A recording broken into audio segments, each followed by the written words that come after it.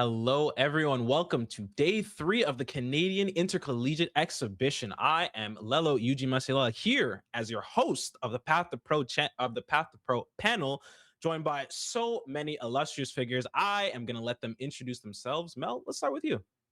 Oh, I'll start. Hi, I'm Mel. I was a pro Valorant player, just recently took a break.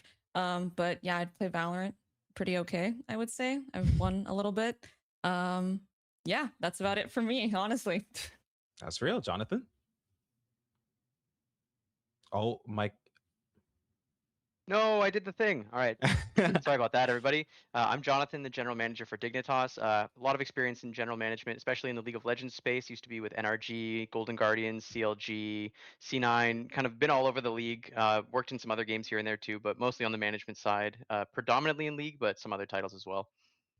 Nice. And Riley? Yeah, my name is Riley. I'm current pro Marvel Rivals player. I'm in between teams right now. However, yeah, I mean, I just play Marvel. Really, that's all I do. Just play. That's right. I love the variance in answers between the two pro players and then the general manager. You know, it's just a little bit of a distinct difference See, between that's the why two. he's the GM, you know? He That's knows what he's I'm talking saying. I just show about. up. We just play the video games. He does all the I hard just show up work. and play game. No, that's so real. Okay, let's just start off with a nice, easy general question. If you had to pick one item from any video game that you have ever played to have in real life, what would that item be? We'll start with Riley. Me, Yeah. honestly, I feel like Omen alt would be pretty nice. I was thinking the Omen same thing. alt. Bro, And- that's crazy. If you could go anywhere, That's what that I'm would saying. be that would be nice. If you just you randomly go to the Bahamas, come back. Wait, that's crazy that the Marvel Rivals player is picking a Valorant ability. I was Okay, not my bad, expecting my that bad. like ball knowledge. I'm not gonna lie. Hey, that is ball. Okay. What about you, Jonathan? What item would you think? Would you get? All right, and sticking with the trend of stealing each other's content from other games, I'm gonna go Doctor Strange ult. His So alts. basically Whoa, the same answer. the alts. Or sorry, not ult. Sorry, the gate. I His- forgot for some The reason it's not an portal. ult. portal. Even though Okay, it's I was portal, about to portal. say what I'm a could you big fan. possibly need the alt for? I played a lot of hours in that game launch, and I completely just uninstalled the game within like a year. Yeah. Oh, dang. That okay. I did yeah, play a lot of Strange though. That was completely free LP for a long time. That's true. No, on release, Strange as soon as the game released was insane. Yeah. Diabolical. Yeah. Anyways, Mel, what item would you get? I'm gonna have to +1 the Omenal. That's my twinum. I mean, I'm not Okay, biased as okay. I main Omen, but it is like if I could just teleport to like a vacation spot, like right after practice. All right, I'm out. I go to Cancun. Like Hey. no one's stopping me. I'm gonna TP right back. So definitely Omenal. All I'm saying, you and Riley, you guys are money smart. You know, you're saving so much money a year on travel, and especially Riley playing for a Korean team. You were talking about you know how Just much get over you would there. save. That's what I'm saying. You just get over there, you prac with your team, then you get back just for the Yeah. night. That's nice and easy, and then maybe you could fix your sleep schedule. Anyways, Ooh. anyways, I do want to talk to the pros for a second. What kind of drove your decision to pursue in your game of choice being a professional player? We'll go with Mel. For me, I had been involved in gaming and pretty much my whole life. Esports more towards like my teenage years. Probably like a lot of people, they're a teenager. I started watching CS. I don't know if anyone else here, you know, likes watching CS, but you know, watching the majors and stuff like that. Got into observing, and then when Valorant came out, I had competed like here and there a little bit in CS, a little bit in Fortnite. But I think for me, it was like when Valorant came out, I just had this huge delusional confidence, I guess, that I was just gonna succeed, that I was gonna make it. If I played hard enough, I put in enough work, I could just be really good at a game that just came out. And it ended up working and got me here. So we'll take it. Maybe a little bit of luck and a lot of like hard work, and it ended up working out. Hey, what do they say? Delulu makes Trululu or something like that. So That's a new close one. enough. I've never heard that one. Hey, I'll take that though. all I'm saying is it works. It works out for you. But Riley, how about you? How did you sort of get to be a professional? Yeah, so I originally started in Overwatch, like a lot of Marvel Rivals players, and the sad part is like when I was mainly playing Overwatch, I was just too young. Like I definitely wouldn't say that. Oh, I could have went tier 1. I probably couldn't. I was just too young, and so because of my age, I kind of like fizzled out slowly. Then I actually got invited to do the alpha test for Marvel. Um, and I guess like just playing the game sort of reignited the passion I had for hero shooters. And then once the scene started developing, because like everyone knows, it's like relatively a new scene. Once that started developing, you started seeing big name orgs come in, and because like when you put in that effort, you actually get to like talk to people that are sort of living your dream. Like my dream's always been to play for a tier one organization, Mhm. so seeing that other people achieve this and seeing even your friends achieve this, um, in my perspective, it actually just like sort of drove me even more. And so here I am. Nice. That's cool. That's cool. It is very interesting. Yeah. Hey, all I'm hearing is you got to put in the work. Mhm. You got to put in the work, and then eventually, you'll get noticed. But moving away from the players for a second, Jonathan, I want to talk to you as like a general manager. You have a much more, not much more, but a different perspective on esports and how players and everyone really interacts. So I kind of want to figure out what do you what do you do? What do you do as a general manager? Yeah, it's honestly funny. It's basically a role where it's like, how many hats can I conceivably wear at the same time? You kind of do a lot of stuff on the admin side, like you're working with a lot of lawyers, immigration lawyers, contract lawyers. But then on the player side, like you need to be able to actually assess, like, is the player doing a good job? Is a potential player that you want to sign actually good? You have to then negotiate with them, convince them of like what I'm doing is actually good for your career and fits with where you want to be. And then I have, the rest of the team to make sure all, fit interlocking with each other. And then you have to layer coaches on top of that. So you're kind of like the glue person for a lot of different processes and parts of kind of like the whole team as a whole, not just on the competitive side, but even on like the business and admin side. So Mhm. it's kind of just like a lot of trying to learn enough about enough things to be able to have a way of putting it all together at the end, which is really hard. Yeah, that actually sounds incredibly hard. Yeah, no, I couldn't imagine dealing with not only lawyers but immigration lawyers. You have to like learn all contracts. I'm good. You got that. You definitely got that. But from what you've seen as a general manager, I know you kind of touched like very briefly on is a prospective player doing well. What do you think is a big habit you look out for in someone you want to sign of like to be a professional for your org? Yeah, I think a lot of it actually is a lot of the out of game stuff. So like how they interact with their teammates, how they present themselves on social media and in interviews, kind of just how they carry themselves, because that's kind of like the best indicator of the person that you're going to be dealing with when they actually join your team and play for you. I think Mhm. the average pro player or semi pro player on their way up got to that point because they're good enough at the game. And so now the kind of like expertise lens that you can put on it that your coaches may not be, looking at as much is that out of game behavioral. How are they going to fit in with the team? How are they going to deal with stress? How are they going to work together with other people? And especially in games like League, where it's kind of a bit of a zero sum game where the more resources one player gets, the less another gets. You need to make sure that they're able to kind of like handle that and also can actually like be a part of a kind of cog in this in a system as opposed to trying to be the superstar at all times. Okay. And kind of going back on that for the two pros, what do you guys think is a big habit that an aspiring pro should either start building right now or should have already started building if they, want to make it, want to get to that next level? Mhm. I could go first for this one. Like I have to agree with Jonathan. I think that the game stuff is like super important. And to touch on that a little bit more, like I would say the most important habit you can start building is like taking care of yourself, especially like as someone who like has like a very minor version of carpal tunnel right now. Because I didn't take care of myself, I regret it almost every day. Every time I practice, I regret it. And taking care of yourself, whether that be going to the gym, taking a break. Like it might not seem like taking a break is good for you, but anything. Like as long as you take care of yourself first and foremost, because if you lose yourself while trying and putting in the hard work, no team will ever sign you because you're just going to lose yourself. You can't Mm. really compete without yourself. Yeah. Mel, do Yeah, you have anything? plus one vouch. Yeah, I think he worded it really well. I was going to say something really similar and just taking care of your personal health because I think a lot of kids, like, we all kind of talked about it a little bit where you're a teenager playing a game, you're on the up and up, and you kind of devote everything to the game and you neglect your personal health. And by the time maybe you're actually able to get to that time where you kind of get a big break in your career, either your mental health or your physical health just kind of goes down the drain, like right when it's actually needed the most. So it is really important to take care of your health. I think for me too, it's like mental and mindset, just like soft person skills, like soft skills, I think is what Mhm. probably John would describe it as. Just like you said, people that know how to talk to other people and can kind of keep a cool head and not like yell at people and go crazy until like just be a normal, nice person. Don't let the fact that you're online all day kind of take you over and make you kind of like a degenerate. Yeah. Okay. I mean, if I had to break that down into two steps, be nice and touch grass. This is the Pretty big much. the Yeah. big two that I'm really hearing. Okay, okay. Kind of going back on the player side. What was the biggest sacrifices that you had to make, whether it be personally or professionally, to kind of get to where you are? We'll go with Wav real quick.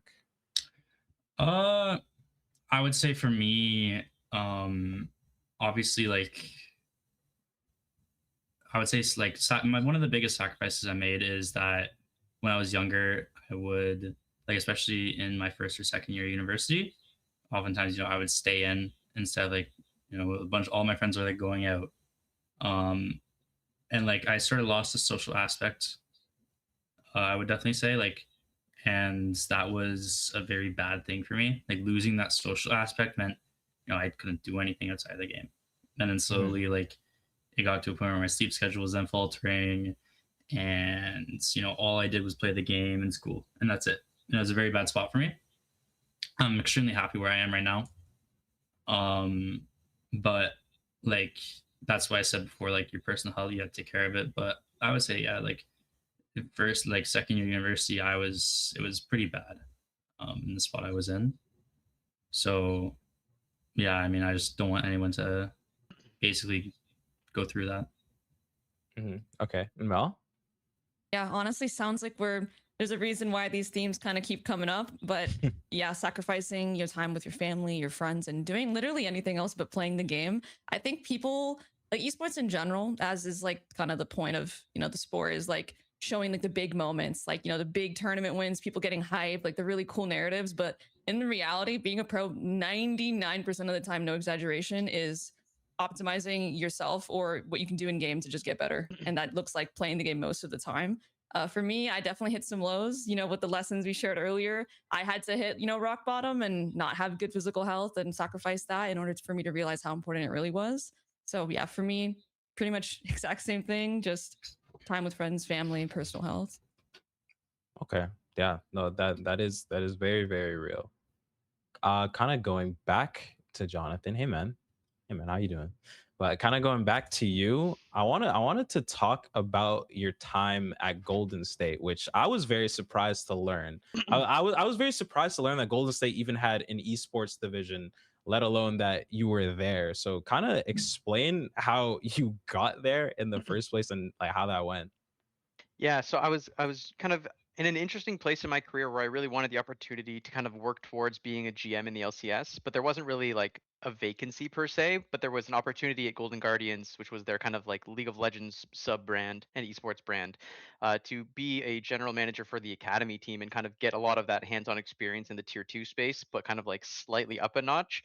And it was honestly a super amazing experience and kind of gave me the opportunity to kind of speed run a lot of things because again, they're the Golden State Warriors, they're a buttoned up proper big company sports business. So I got to kind of learn, working with a lot of like general counsel there, immigration groups that they worked with that they had, and just through a lot of the processes they had with just how they do things. So working with an actual like HR company or HR like group within a big company for a large company is very different than like someone is hired on to manage payroll for a smaller esports team with less than like 100 staff. So it really gave me kind of the being thrown into the deep end as far as like a lot of the business admin stuff, which then kind of gave a lot more perspective to a lot of the everyday kind of team operation stuff where if a player's mad at their teammate, that is very like big deal stuff in a smaller team, but in a in this bigger crazier world, it kind of puts it all in perspective and makes it a little easier to just work through it as another problem in the day as opposed to it being the end of the world in a smaller team where you may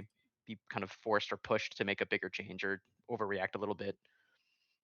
Okay. And kind of going back to you again, like seeing as this is a collegiate event and we're here Mhm, talking about like becoming a path to pro, some would mhm. say, what do you think some students could be doing now that would be really important for them to get noticed and maybe picked up by some of these bigger orgs in the future? Yeah, I would say it definitely depends game to game, but like if your college or any, groups in your area offer some kind of organized play, get involved, especially if it's like larger scale. Like obviously, I can tell everyone, "Hey, go play, the tier 2 circuit for whatever game you're interested in," but like, for some of those that might be a higher bar to clear than others. But get Hmm. involved. If you don't have a club at your school, consider finding some friends and making one. Do whatever you can to try and just get involved in organized play, because at least from like the GM side, a lot of the players that come in, no matter how good you are at the game, a lot of it just comes down to like, do you know how to work in a team? And if you haven't had some time in organized play, you're just not going to have it. So finding a way to get yourself involved is honestly the first step for a lot of people. Okay. And kind of going back to the two pros, in your opinion, do you believe raw skill is better or discipline and consistency? Because okay, kind of going to me for a sec. Like I play for my collegiate team and like it's kind of a toss up between I'm just the goat on this day. I'm just doing so good, or oh, I'm kind of mid but like we're winning, so like it's like okay but like it doesn't feel the best. So do you think like raw skill, just being the most talented person in the server, would like triumph just being consistent and just staying at kind of the same level in server? We'll go to Mel for a sec. So I'm a IGL, so maybe I have a bit more of like a biased take, but I think I don't know. Maybe this is not the best answer, but I actually think you need a blend of everything. You need a blend of both. You Mhm, can't have a team with all five just raw talent because there's no one to support each other and kind of rein them in. But you also can't have a team of all five or six or however many players. Everyone's just disciplined because everyone's kind of playing perfect win conditions. You need that X factor. So in a team environment, you need a little bit of everything. Like right now, we see in Valorant in tier two. Specifically on kind of like that side of the path to pro is we're seeing a lot of teams develop that have three young rookies that are really mechanically insane, don't have a lot of reps competitively, and then two players that are older and that like are very disciplined. So you need both. They're two different archetypes of players. Neither one is wrong. You will kind of learn both over the course of your career. You can kind of get molded into one or the other, but you do need both. Me personally, as an IGL, I'm biased. I think discipline and hard work and work ethic is going to take you far. I never thought I was really mechanically gifted or anything crazy. I just worked hard at it, put in the hours for aim training, put in the mech hours, and then just tried to outsmart the opponent more than anything. And it worked out for me. So if you don't have one and you don't have the other, it's as long as you have one of them, you'll pretty much be fine. okay. And Riley? Yeah, I mean, like I'm an IGL too, so I would be biased with this Oh, question. Dab me up, Toad. Dab hey, me up. hey. But yeah, I definitely think like at least when it comes to hero shooters specifically, like with the different roles, um, I will say like even if you're not the most mechanically gifted person, you still have to be willing to go out and try and make a play. If you Mhm, just go through the motions every time, like you won't lose your team the game, but you'll never win your team the game, and you'll just like kind of exist there. Like you don't want to do that, obviously. And if you want to get better, then like you kind of you have to have discipline, yeah, but uh in more of a sense like you need to look at yourself more, like look at your own gameplay more than just like playing comp or like playing mhm. scrims. Like you need to self bot a lot more, um and more than discipline that sort of comes in with like your self control, I would say that you kind of need that aspect in order to get better. At least in my type of game, I'd say Valorant's a lot different. You can just kind of click heads, but uh, especially in like hero shooters, you definitely have like blends of mechanically gifted players. You have people that are like game sense gifted. You have a mix of both. I think being a game sense gifted player in a mechanically gifted role like DPS is okay, but then you have to work so hard to that where your mechanics don't drag you down. Mhm. Yeah, no, that's real. Okay. And kind of a question to the both of you now. Like, seeing as you are both IGLs, how genuinely, how do you balance calling adapting to the enemy team, plus trusting your teammates, plus tracking, just so many different things that you have to do in game. And then how do you think your IGLing has changed across your entire career and as you've gone through so many teammates? We'll start with Riley. Yeah, so like we're probably gonna have completely different answers for this because IGLing between games is pretty different. But in my case, when we talk about IGLing, my sort of job and role is to, support my team and tell my team, what ults we want to use for every fight so we don't, commit 5 ults to one fight and our economy's ruined. Telling us when to rotate, when we can push, and also calling a target during fights. That's sort of my job. And like even right now, like when I'm calming, my aim does take a hit because like I'm trying to calm, like, oh, someone's behind and then trying to hit someone. And it is like pretty hard. But that's more reason why you'll see like DPS players, they can't calm that much because they're too focused on hitting their shots and getting picks and finding picks. Yeah, like in terms of my IGLing experience, like it got to a point where I would say I was actually overcalming. That was a big issue I had about, I would say, a couple years ago in Overwatch. Because like I was never really good mechanically. I just decided to like learn the game, get really good game sense, like when we can push, when we can't push, et cetera, et cetera. And so I'd actually just end up doing everyone's job for them in comms, which isn't, it's not good at all. A GL moment. Yeah. But Classic. yeah, like I would say like allowing your teammates to breathe is a very important thing. It also helps your own gameplay mechanically. Like I'm able to focus a lot more, look for plays, look for picks myself now. And overall, like, yeah, I'd say like don't be afraid to calm, but don't take other people's spotlight because they see something different from you. So don't try and tell them they're wrong. Okay. I was kind of listening to your answer and kind of smiling because I feel like I sense that Mel has a similar answer, but I'm not gonna answer for you. I'll just let you go.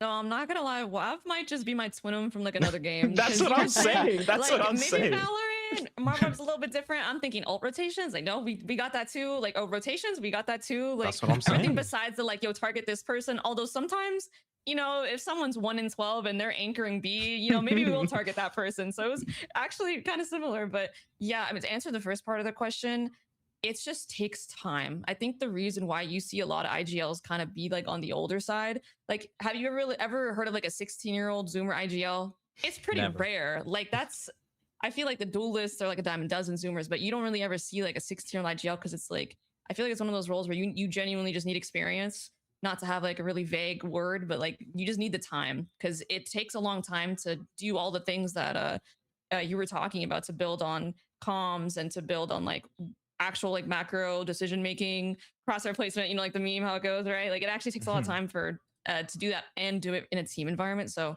it just takes time and experience. You kind of just get used to it over time. And like the balance of aim and calling, it's always a struggle. But I found that sometimes actually I'll be VODing and I'll be like, I'll see myself in a position and I'll be like, wait, if I did this instead, this would be so much better. And I wouldn't even have to think about my aim. And it becomes like, I'm in that situation again. And I don't even have to think about it, because it's like, I'm watching the VOD. I kind of already know exactly what to do. So it's kind of like a little benefit. It's some secret tech of IGLs, just watch more games. So you kind of put yourself in better positions that other people don't know because they're not watching the VODs. And yeah, my IGLing has definitely changed a lot, depending on what point I was at in my career, with the players I was working with. Very similar to you, Wav. I also calmed a lot when I first started out. I was like 19, 20. I was like, just rap godding it. But as time went on, I kind of chilled out a bit more. And also, when I got into a different team, I went from a team that was winning a lot regionally, and then I went to another team with a core that had never actually won. And they were all young, so I had to change my approach, and I became more of like a mentor kind of figure early on. And was kind of teaching them, guiding them on how to play the game. But now that they're all really developed players, I don't have to teach them. Like it's much more of like an equal standpoint, Now I can calm a lot less. I take a back seat in a lot of situations when before I used to micro. And now I kind of it's just a running system that could honestly run with or without me at this point. At least that's the goal. So at least I'm hoping so because I'm not on the team anymore. So yeah, hoping it keeps on going without me. Hey, it looks like it. It's looking like it. It's looking like it, and Hopefully, it is hopefully. looking good. But I want to shift gears a little bit, and this is gonna go back to Jonathan. What what do you think? Like, how do I word this? What does a great tryout in a management perspective look like?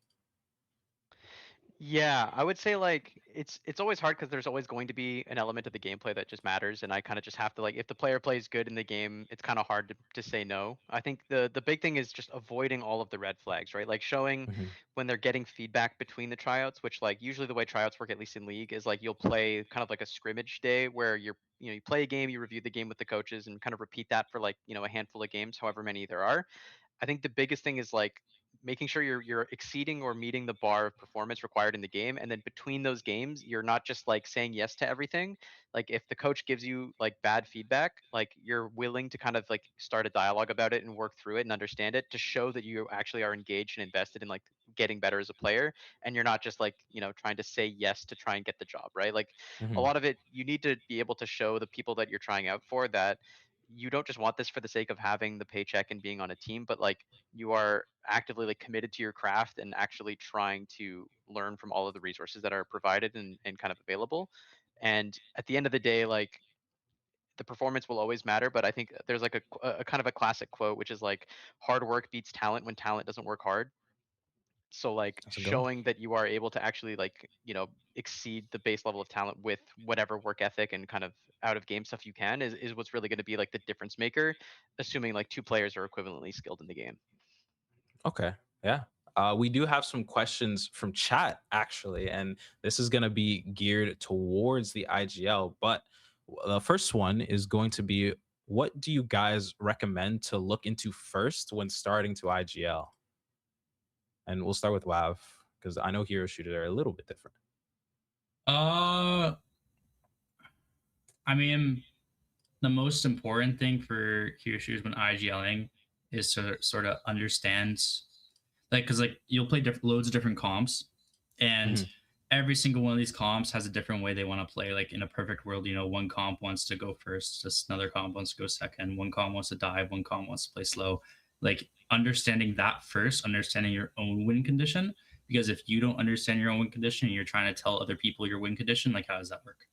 Yeah. So like taking the time and like actually learning what each comp wants to play for, um, how to achieve that on different maps, what are the triggers for your comp, like just learning about your own team's playstyle before even thinking about them. Because once you learn your own team's win cons and like how you want to play each comp, if another team runs a comp that you automatically know what they want to play for, and you know what to do to deny it. So I'd say just learning everything you can about the game would probably be where you personally need to start. Yeah. Oh, okay. And Mel?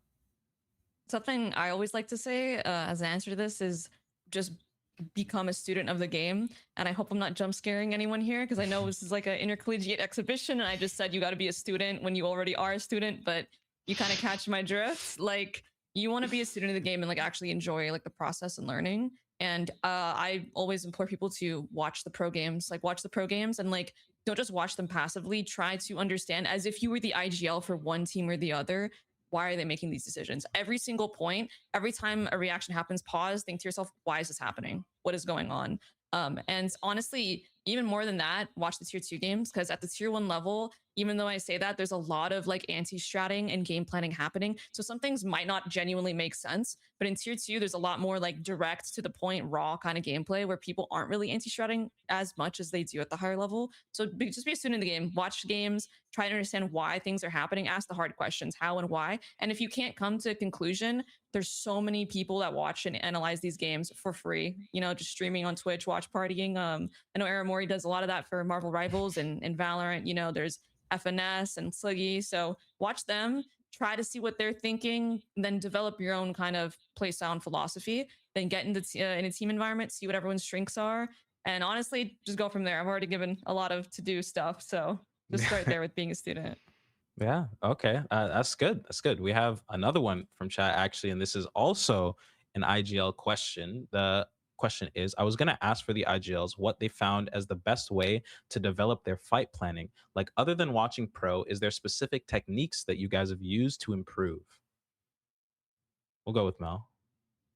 Yeah, for me, especially when I was playing the Senti role towards the beginning of the game, a more of like a ratty role. I'm trying to think what the equivalent would be for Marvel Rivals. I don't play too much, but just more of like I guess a smarter agent. You can kind of get kills through like your utility and your equipment. I used to just go into what's in Valorant called like a custom, just open a custom, and I would just visualize the game. I would just visualize like the plays I wanted to make. I'd visualize what are some common plays the other team could do, how I could counter them just completely by myself with me and just putting trips down, putting cages down, putting smokes places, thinking about different things I could just do. So for me, just visualization is a really big one. And I came to learn after, a couple years later that there's a lot of that in traditional sports, like in tennis and in basketball. It's huge. I know Zayu and CS, this guy barely warms up. He just visualizes the game in his head. So I think that's a really good way to do it too. Just kind of sit with yourself, force yourself to think. Besides watching VODs, I think it's really good. Yeah. Okay. And Riley?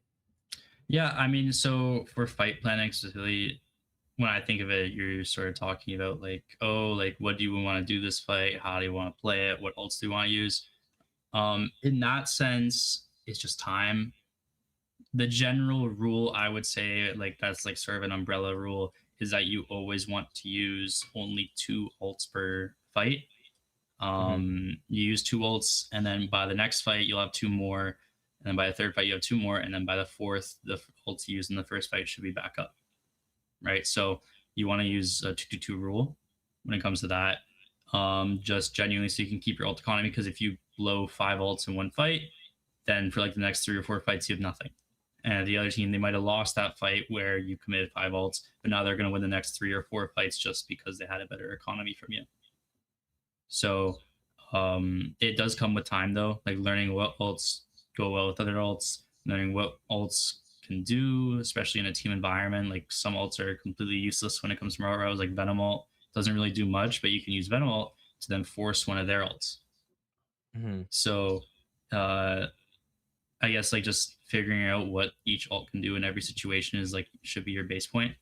And then following that two rule should be the best. Okay. Yeah. I want to direct a question towards Jonathan. Now, this is also from chat. It reads, it's easy to find a place in the tier 3/4 level of competition, but can be hard to break into higher tier of competition. What are some things that you would recommend for players if they wanted to try and break into those higher tier circuits?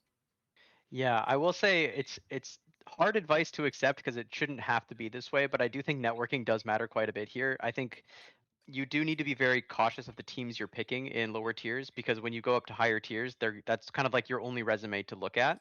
So Hmm. making sure you're going on teams not just with like players but players that can kind of push you to be, better, more competitive, stronger results, that kind of thing, to give you a leg up, and then finding ways to network and practice against those tier 2 teams. So kind of like work to get to the top of the pond that you're in, so that you can then practice against the players up in the next size pond, to then maybe get invited over at a certain point, because like a lot of these systems can be very kind of like cut off from the outside world and very just kind of like to themselves. So finding ways to sneak in, get practice with them, brush shoulders with them, compete against them, show them you're good in the server, like do what you can do to show that you exist to these people, because when they build a team, they're going to be like, "Oh, I remember that person from tier 3.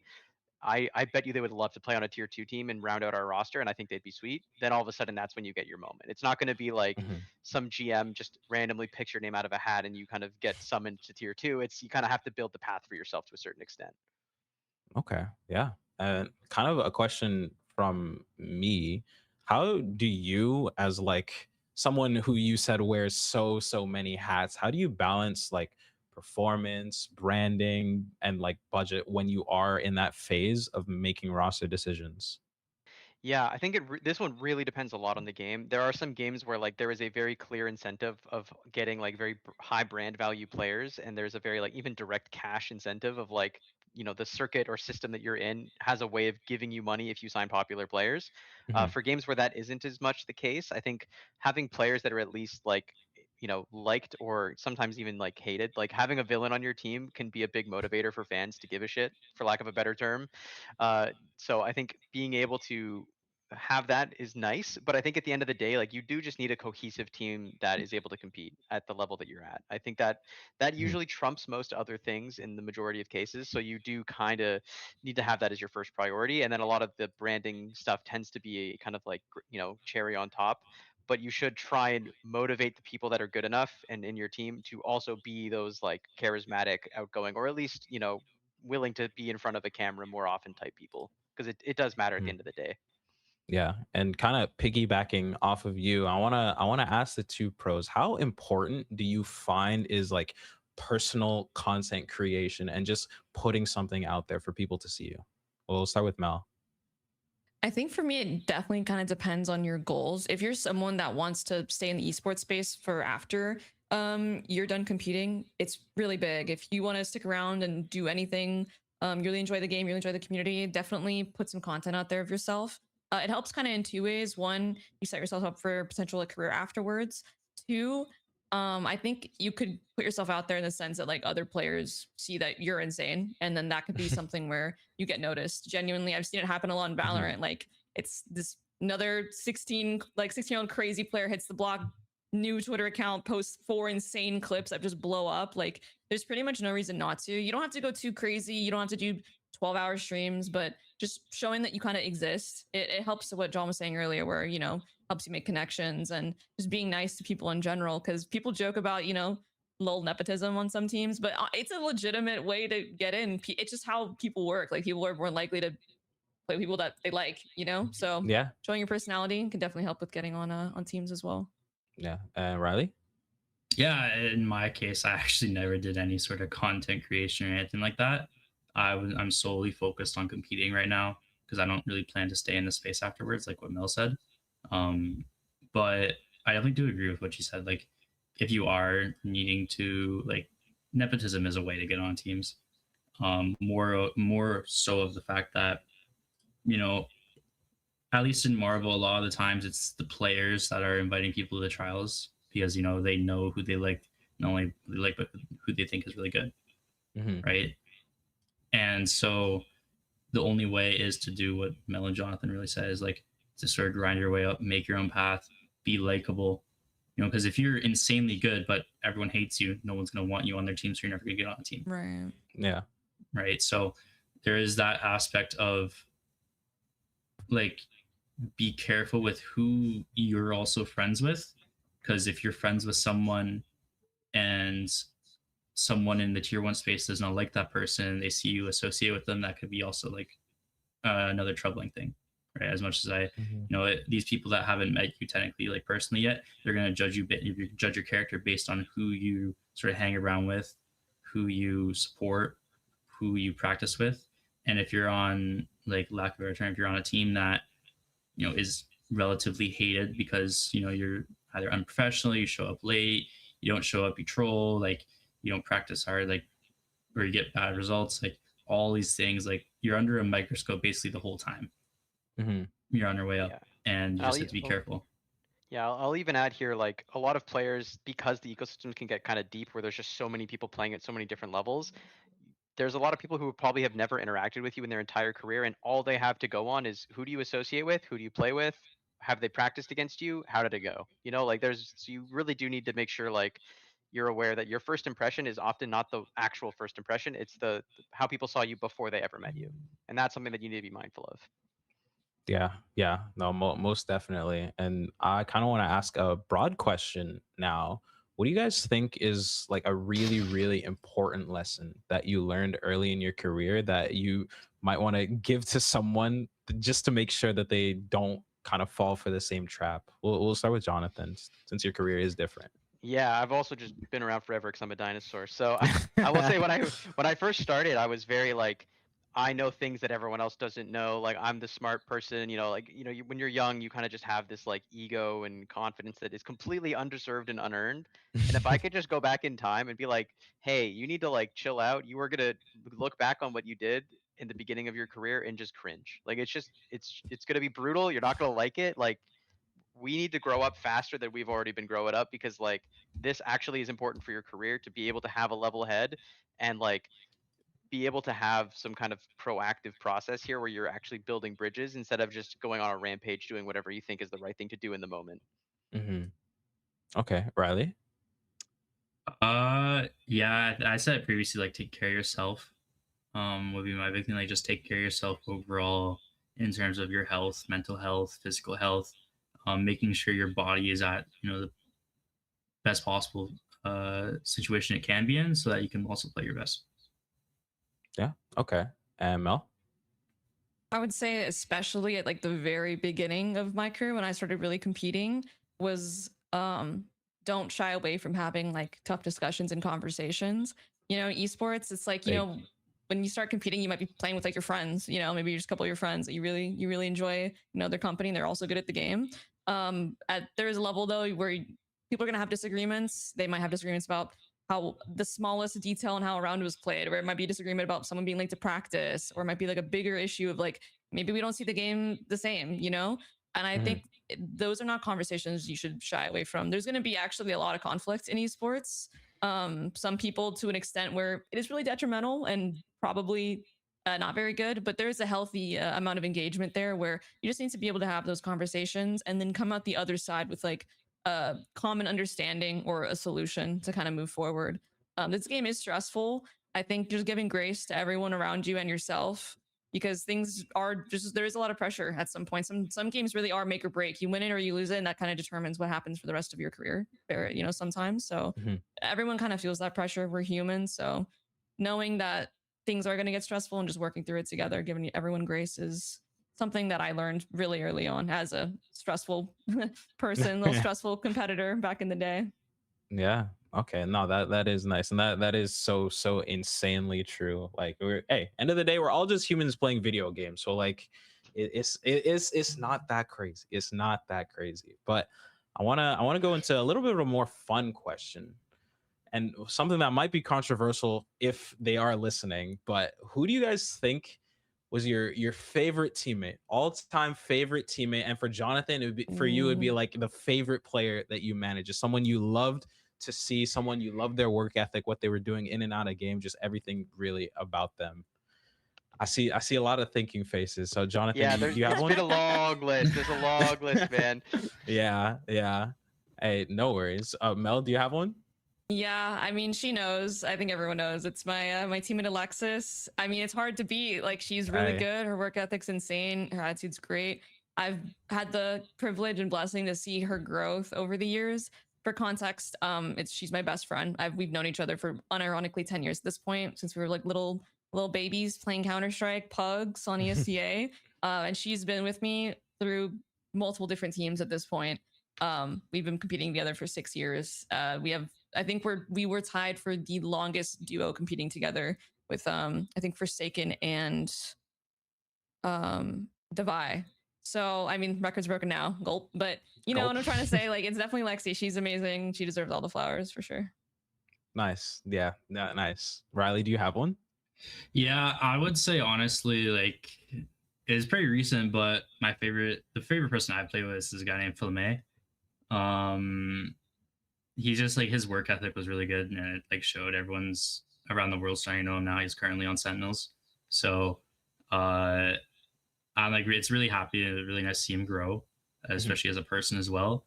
But yeah, like overall, that guy's nuts. He's so gifted. It's Listen, you can never tell him to his face. You can't tell him to his face, but yeah, no, yeah. I completely get it.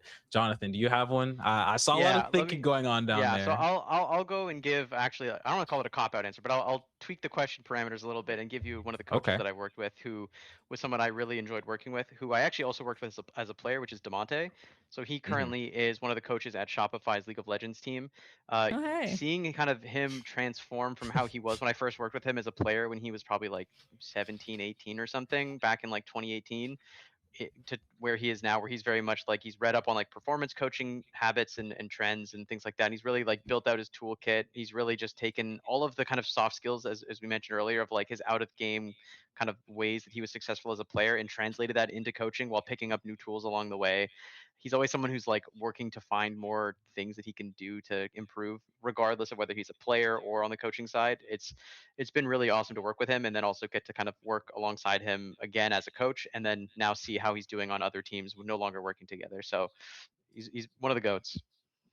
Hey, big shout outs. Big shout outs all around, honestly, to absolutely everyone. But I wanna go back since we're running a little low on time. I want to go back to you guys. What, in your personal opinion, is the strongest habit that you have? Something that you bring to your job, well, basically your job every day, and something you'd really want others, especially prospects, to bring. Start with Jonathan. Yeah, I would say my biggest ones that I'm always trying to be cognizant of and bring is just like empathy and kind of poise, I guess, to for lack of a better term. Like everyone around you is going to be stressed. Like competition is stressful. That's kind of the nature of the game. So being empathetic and getting to like understand where their stress is coming from, like, is it just that there's a match on this weekend, or is there like some lingering frustration from practice? Is there a thing going on outside of scrims and the competitive world entirely in their life? And then also the patience to where, like, if you find something like that is causing stress, anxiety, performance issues, whatever the case may be, the patience to like help them work through it, or just let them go through it at the pace that they need to go through it. Because realistically, like, you're not going to completely make a roster move just because someone had a bad weekend. So like you need to be able to be patient and let people have bad periods so that you can kind of grow back stronger afterwards. Okay, Mel. Yeah, for me, I would say this is one of those things that like once it started falling off, I was like, this is so out of character for me that something has to be going on like outside of practice and in my real life. But for me, it was just coming into practice 110% every day.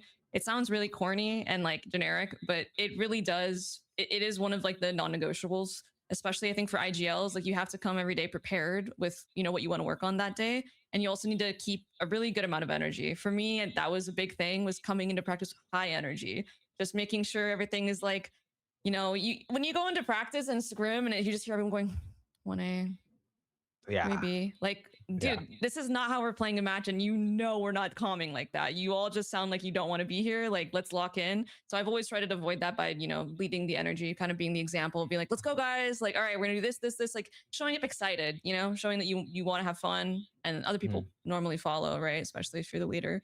So I think that was definitely it for me. Kind of a follow up real quick, but how do you manage your energy levels? Because I know you can't, there's no shot you keep that up for like 2 3 hours at a time. Like how do you, like, as a player, like, manage that? No, I see Are you Web just smirking. different? You just do. You just have You to. you just do? You just Okay, gotta You do have it. okay, to. It's one of those okay. non-negotiables. I mean, some people would say caffeine. Hey, I mean Red Bull. Let's go. But no, I think for me, it definitely had my highs and lows, but I've established like a consistent energy base by literally eating well and going to the gym and waking up at set times every day. Just Mhm. having a routine, like something like that, goes a long way. So you don't have that really up and down that is like your team's wondering like, okay, what's going on? Like some days we're on, some days we're off. So having a level of consistency helps. But you short answer, you just have to. Just it is what it is. Man, and it all comes full circle to just going outside. I'm sick to my Yeah. stomach. All right, all right, Riley. What do you think is the biggest habit for you? For me, I would say like warming up, uh, making sure that because you don't want to go right into scrimming, at least in my experience.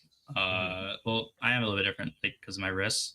I do like to do like a just a set warm up, just sort of like it might again sound stupid, but genuinely it helps. Just like just warming up your wrists, playing a couple games of comp, uh, just like sort of getting yourself ready for the scrim. You can't sort of not many people actually. I shouldn't say you can't. Not many people can just like flick a switch and instantly be ready for scrim. Mhm. A good majority of people do like might think, oh, I could just go in it. But realistically, if you go in it without warming up, you're spending usually the first 30 minutes warming up. So I would say warming up would be the most important thing. Yeah. Okay. Yeah. That is very very real. And kind of a last bit of question. What's a piece of advice that you yourself have received throughout your career that has really really really helped you? Do you think?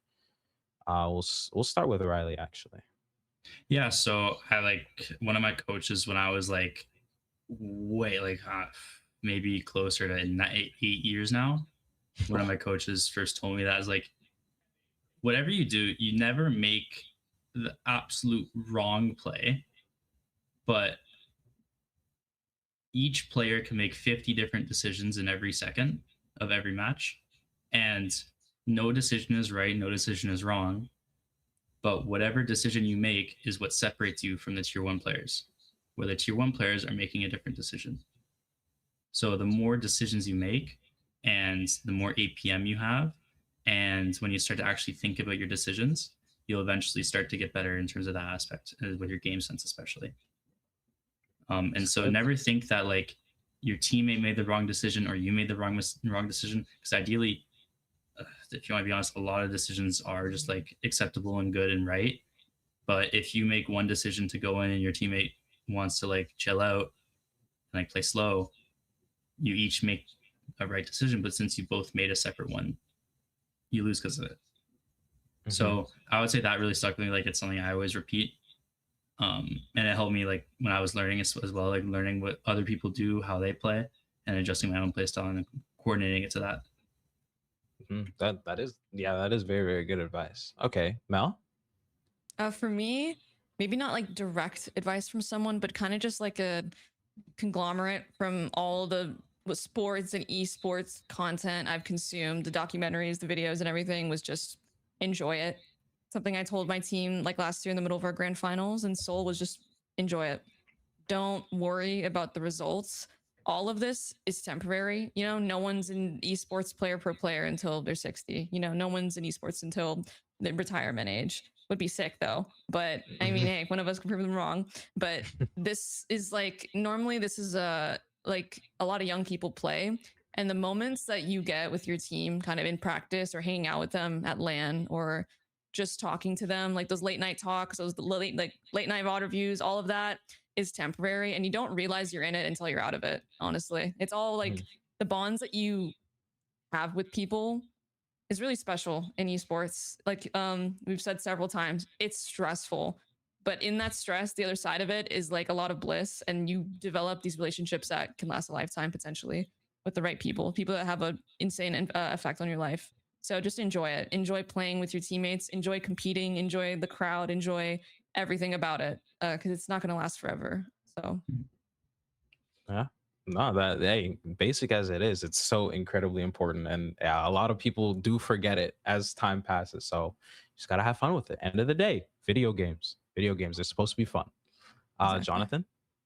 Yeah, I would say mine is probably just being the kind of like conduit for things to happen, right? I think it's really easy, especially on like the business side, to be like, oh, I sent my email to the person, like until they respond, I don't have to do anything. And like that kind of also applies into the team side too, right? There's always more you can be doing. There's always a conversation you could be having that's productive. There's always a way you can, be proactively doing work for the future. So like never letting time just kind of pass by and you're, letting yourself just be a passenger, always trying to be kind of have agency in everything that's happening around you as best you can to make sure that like you're never going to have regrets about not doing a thing you could have done or anything like that. It's something that like I think everyone will struggle with in some capacity because there is always more you can do, but I think being cognizant of it and proactive as best you can to try and make the best use of the time, as fleeting as sometimes it can feel, is something that ultimately at the end of the day is like some of the best use of your time while you're in this kind of stuff. hmm Yeah, that is good. And unfortunately, that is going to be the last question and the last kind of hear from everyone. But I do want to say thank you. Thank you so much to all of you for coming out, answering all these questions, especially answering all the questions from the chatters. I know they definitely appreciate that one, but what I got to appreciate right now is our sponsors. Thank you so much to BMO. To help you focus on what's important, BMO has checkings and savings account, credit cards, and borrowing options specifically designed for students. Open a BMO student account and get up to $950 in value, including $175 cash with BMO's current student offers. Visit bmo.com/students for details. And BMO Next Level is a first of its kind program dedicated to helping gamers level up in game and in real life. Run by Sean Frame, BMO's gaming relations specialist, Sean brings a commitment to helping viewers achieve their financial goals, and have a passion for gaming as an active member of the gaming community. Type !BMO or !BMO NXTLVL for more details. And One of Zero. One of Zero has supplied CIA with 6 gaming mice that make you better at what you do. Type !raffle in chat for a chance to win one of the 6 gaming mice supplied by One of Zero. Code like a maniac, design like a guru, and game like an assassin. Take pride in your setup and look good while you achieve it. Discover your inspiration, defy definition, be One of Zero. To learn more, type !1OF0 in chat. That's !1OF0. And listen, not too many people join the raffle. I need that mouse. I definitely need a new mouse. So not too much, but thank you again to all of my panelists, and thank you to all the viewers. We will see you all soon.